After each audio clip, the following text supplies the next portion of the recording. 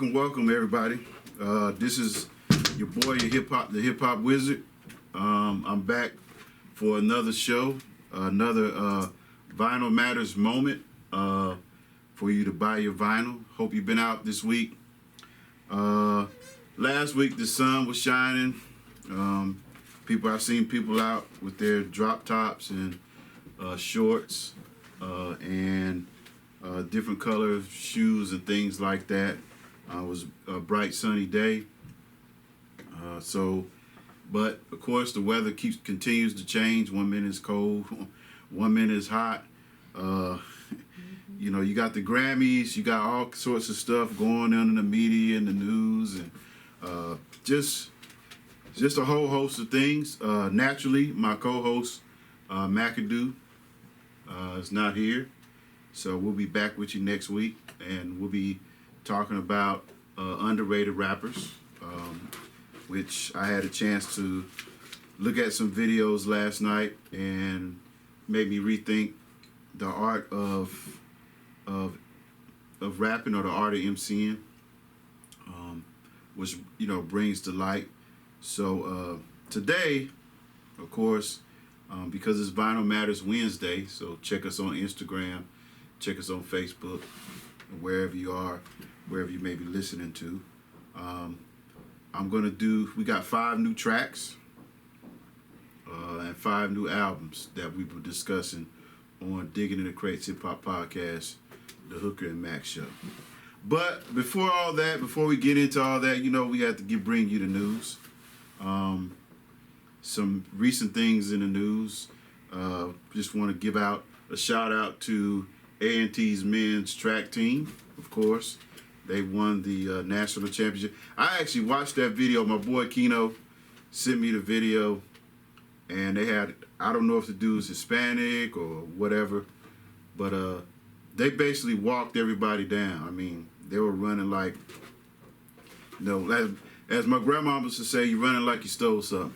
So they were running. I mean, you got to watch the video, man. They just tracked everybody down. I was so proud to hear that. Experience both outdoors and indoors, and look at the ease, look at that turnover in which he takes the lead on the back straight. Tennessee comes in with the #1 seed time, and North Carolina A&T second. Looks like they're going to take the title. Trevor Stewart making a great pass on the backstretch, brings A&T home. The winner, Kentucky second, Tennessee third. Also, the women's won the MEAC championship.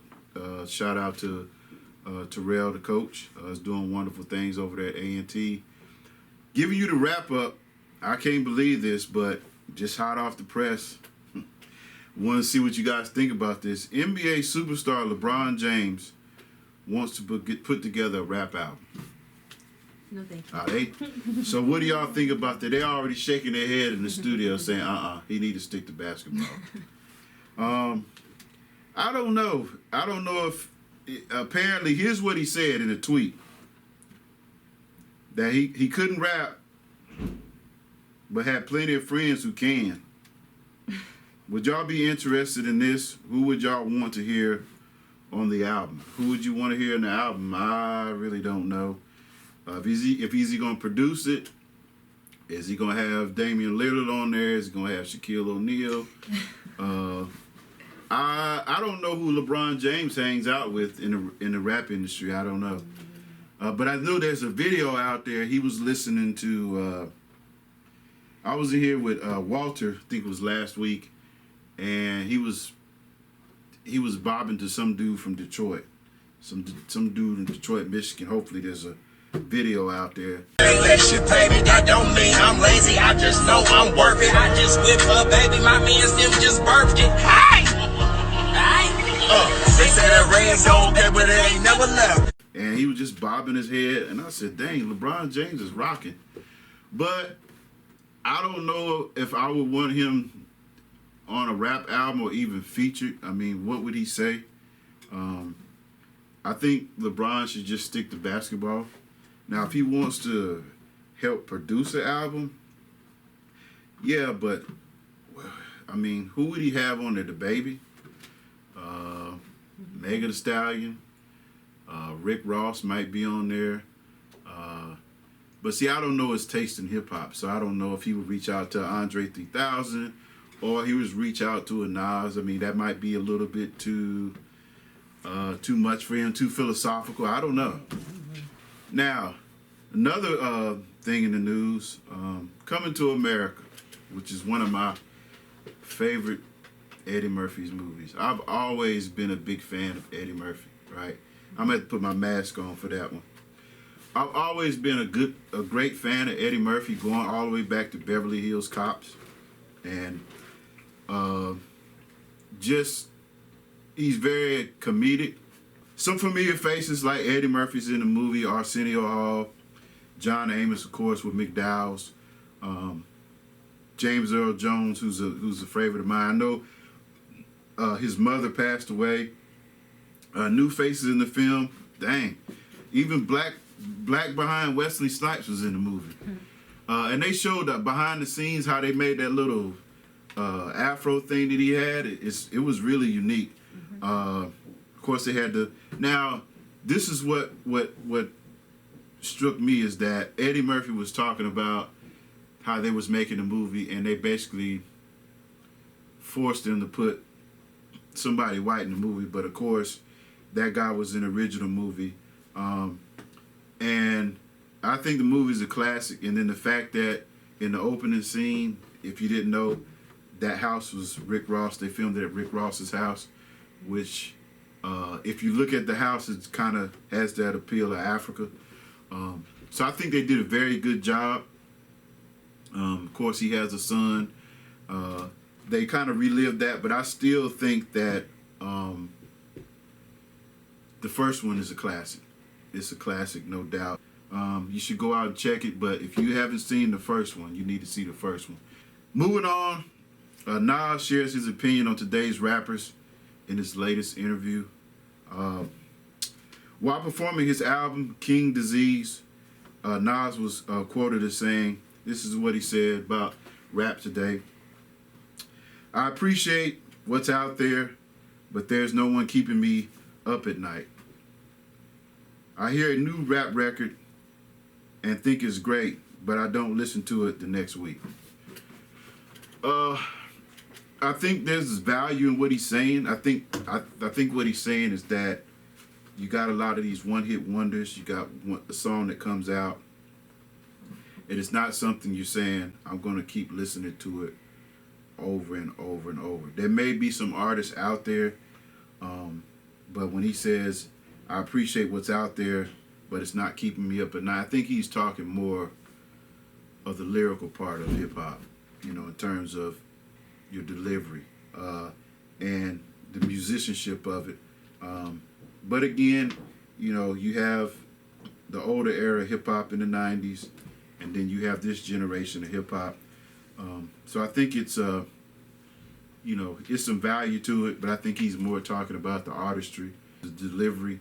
But to each his own when it comes to the art form. But for me, without Mac being here in the studio, I just look at if they're saying something, and then the production side of it. Moving on to Vinyl Matters.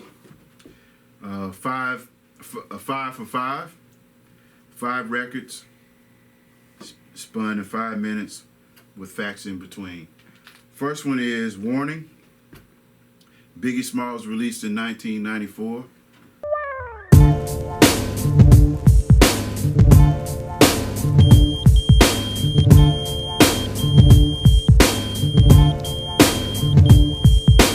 Who the fuck is this? Paging me at 5:46 in the morning, crack of dawn.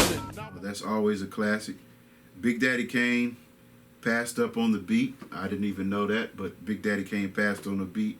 I don't see how. I mean, imagine Big Daddy Kane rapping over Warning.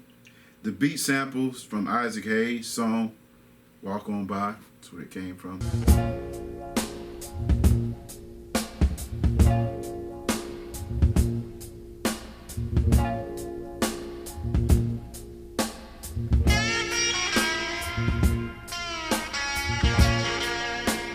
Next song is Fugees, Foo La La La, released in 1995. Ooh, la, la, la.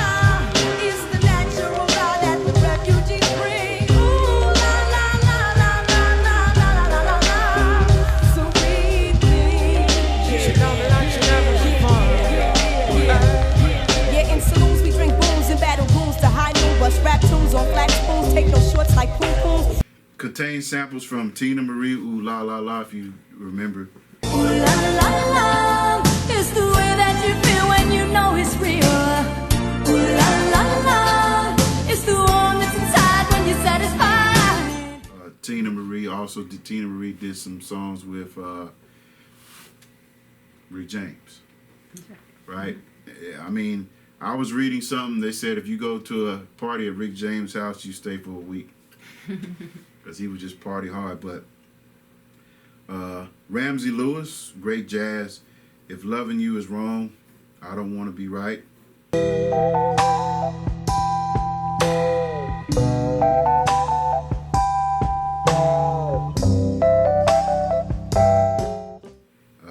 Shaquila, the sample by the Poor Righteous Teachers. I'm wondering what are they trying without knowledge of themselves. Shaquila's civilized, she despised the drugs herself. Shaquila's deep like woman and she loves me like to death. These savages try sweating culture, tell them I say this. So, shout out to the Fugees.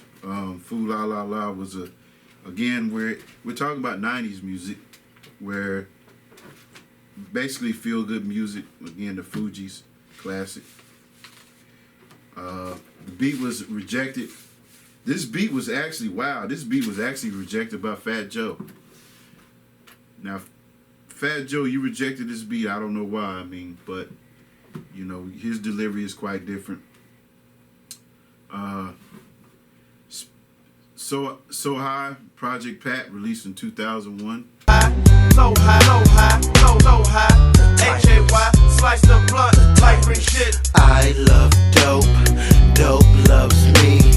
I'm high till I-D-I-E with a big bag of bud and a bag of Tootie Too. Project Pat, 3-6 Mafia, classic group as well. Contains sample of I Love You by Barney. I love you, you love me. We're a happy family with a great big hug and a kiss from me to you. Project Pat is Juicy J's older brother. If you don't know who Juicy J is, he's Juicy J's old brother. Now, moving on. Down for Me, Loon. Dang, I wonder where Loon is at these days. He just disappeared off the earth, just like your boy, what's his name? He was Uber driver. Jock. Jock. Young Jock. Huh? Young Jock. Yeah, Young Jock was pulling up and is an Uber driver. Wow. But Mario Winans released in 2003. When it comes to sex, I'm similar to the Thriller and Manila. They call me Young Mark, cause I'm heartless. But baby girl, I'm on a whole nother plateau. After I taste you, I hit it from the back slow. Samples, One More Chance by Biggie. When it comes to sex, I'm similar to the Thriller in Manila. Honeys call me bigger, the condom filler. Whether it's stiff tongue or stiff dick, Biggie squeeze it to make shit fit. Now that's a classic. You know, I would like to see some other rappers rap over that beat. That's just a classic beat. P. Diddy produced this album titled Loon. Moving on, Stepdaddy, Human Hitman Sammy Sane, released in 2003. This for the stepdaddies here. Do the stepdaddy. Do the stepdaddy. Do the stepdaddy. Do the stepdaddy. Do the stepdaddy. Hey, gang come on tonight. Say, y'all gon' be quiet tonight. Play. You get whipped tonight. I say, better catch a grip tonight. Little boy, put your little sister down. Little boy, think I'm playing around. I pull my belt. Walk these steps, stepdaddy'll make you pay for him. It's a song called Stepdaddy. And those are the five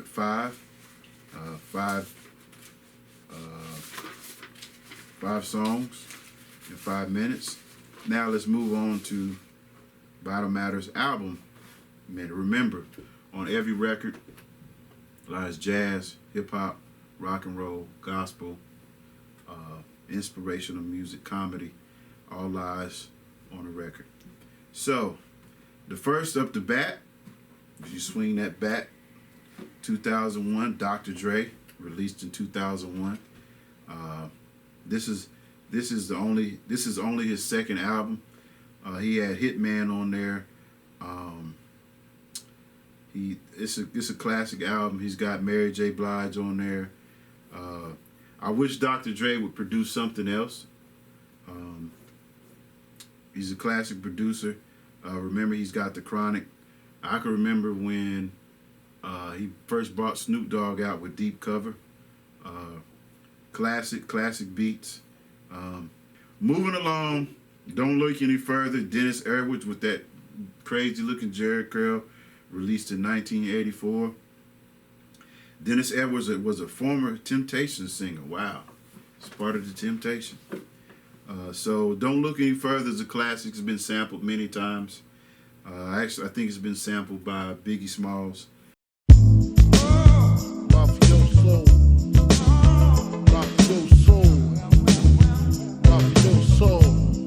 what? Mafioso, what? Okay, number 3, the Notorious B.I.G. Classic Hits. Biggie Smalls released this album in 2007. Okay, this has just got his classic hits. Most of these albums we have in the studio. Netflix has an interesting documentary on Biggie called Biggie Got a Story to Tell. It covers the life of Biggie Smalls from his younger age all the way up. But again, Notorious B.I.G. Classic Hits. Biggie Smalls released in 2007. Now, moving along to the West Coast, West, America's Most Wanted, Ice Cube, released in 1990. Y'all remember him from Y'all Want to Go See a Dead Body? So you remember that classic movie. This was Ice Cube's first solo album, okay? He kind of killed NWA when he came out with Jackin' for Beats. Give me that beat, fool. It's a full-time jack move. Chili chill, yo, homie, make the track move. And I jack anytime, Dick and Hank. That's the name of the suckers I done gank. I get away from a copper. Drop a dime, I break you off something proper. You know, he wrote a lot of the lyrics that NWA, just like Eazy-E. Ice Cube writes the rhymes that I say. You have Yellow Boy, MC Ren. The production team for rap group Public Enemy made many contributions to this album, which was the Boom Squad that did a lot of production on Ice Cube. When he left NWA, he was a little bit more conscious. Of course, he was, you know, Muslim and all the stuff like that. So America's Most Wanted. Shout out to Ice Cube. Moving on, one of my big another favorite group from the 80s is the Fat Boys, Big and Beautiful. We all know that, rest in peace. One of the Fat Boys, remember Prince Marky D passed away, as well as Big Buff. The Fat Boys released in 1986. This album, if you didn't know, it peaked at number 110 on the Billboard as one of the top R&B albums. So, just to recap, got Dr. Dre and Snoop, classic album. Dennis Edwards, Don't Look Any Further. Notorious B.I.G. goes without saying. Shout out to Bad Boy, but don't forget about Craig Mack. Craig Mack was very instrumental. America's Most Wanted, classic Ice Cube, released in 1990. Remember Boys in the Hood. I just remember you saying, y'all want to go see a dead body? Y'all want to see a dead body? Yeah. And then you had a bunch of people in that movie. You had his father. His name was Furious. You just had a bunch of people in that particular movie. Also, Big and Beautiful, the Fat Boys. Fat Boys was in many movies. The Disorderlies is one movie. Of course, you know they were in Crush Groove. So all these Vinyl Matters is really about buying records and buying vinyl, because vinyl has a clear sound. You can go into any record store and buy vinyl. Somebody in your family may have vinyl. that you may want to look at. Sometimes you might run into something that may be on a vinyl record that you may want to sample. So please, buy vinyl, because vinyl matters. Don't just let records go by the wayside. Rest in peace to one of the members of Troop, who I was fortunate to know the whole group growing up in high school. Actually, my cousin, Cammy, was good friends with John, so I know they're kind of going through it. But at any event, man, 2020 was real, but 2021 is starting off. I hope you guys got your stimulus check.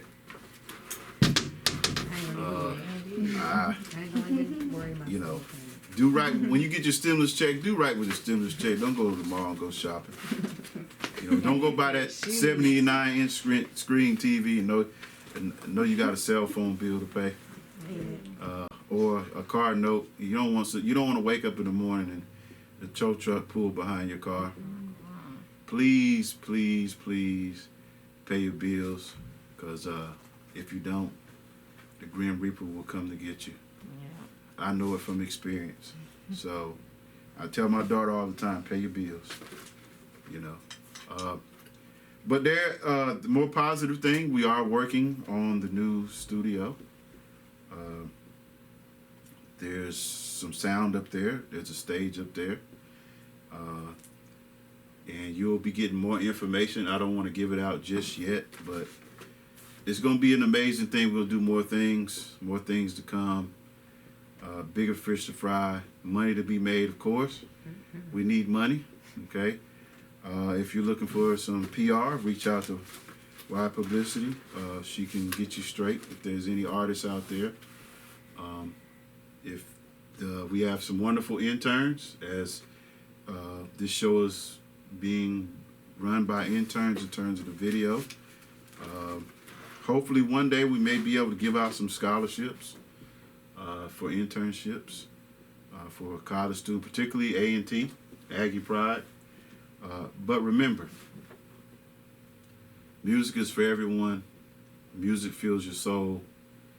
Music is the heartbeat of life. As Mac would say, Diggin In The Crates, Hip Hop Podcast, The Hooker and Mac Show. Check us on Instagram. Check us on Facebook. Please, please, please share the page. Share the page. One thing I wanted before I get off the air. I attempted to reach out to an artist who I don't want to leave put the artist's name out. And this is what we have come to. So I reach out to the artist. The artist reaches out to me. I reach out to the artist. Says, hey, it's a possibility that my publisher can reach out to you, to your artist, for a interview. Waited for the response. Well, can you send me your Instagram page? So I said, yeah, sure. Before they can even have a good discussion with me, oh, you don't have enough followers. And so my response was, I was a little bit upset, but I said, you know what? I'm not even gonna go in there. So I basically said, well, it was nice talking to you. We may see you in the future. And the reason why I mentioned that, I understand that you gotta have followers. But if you don't have good content, how could you expect to have followers? And this is no slight on anybody, but we're concerned about having good content, which we're going to bring to you every week. We're concerned about good video production, because I'm not going to put something out there that's garbage, because you won't get any followers. Now, we got about close to 500 followers. We got some consistent people who watch our show. For example, I got a phone call from someone who works at A&T and said, hey, I didn't know that Zay and B was a part of your show. And they actually watched it, and they said it was good. So I was a little bit upset, but hey, we have reached out to some other artists who barely know us and said, yeah, sure, just send us the information. So I just want to put that out there with this follower stuff. It doesn't do you any good if you have 50 followers one day and then 2 the next. That's just me. But when he said, "Oh, you don't have enough followers," he didn't give me a chance to have a decent conversation about, interviewing his artists. I understand people have managers and stuff like that. That's good as part of the business, but this follower stuff to me is just, it gets out of hand, and I do understand that the more followers you get, if you got good content, you're gonna get more. But I just thought I'd throw that little bit of information out there. But if Mac, you watching, I'm not upset. It's just the way it goes. But I'm sure if you was on here, you'd have something to say about it. But remember, share the page, like the page, Diggin In The Crates, Hip Hop Podcast. This is your boy. And for you guys out there that's saying, why is he wearing a mask? This is what we do on Diggin In The Crates, Hip Hop Podcast, the Hooker and Mac Show, and I'm out. My Afro puffs. Rock on with your man, say. I rock rough and stuff with my Afro puffs.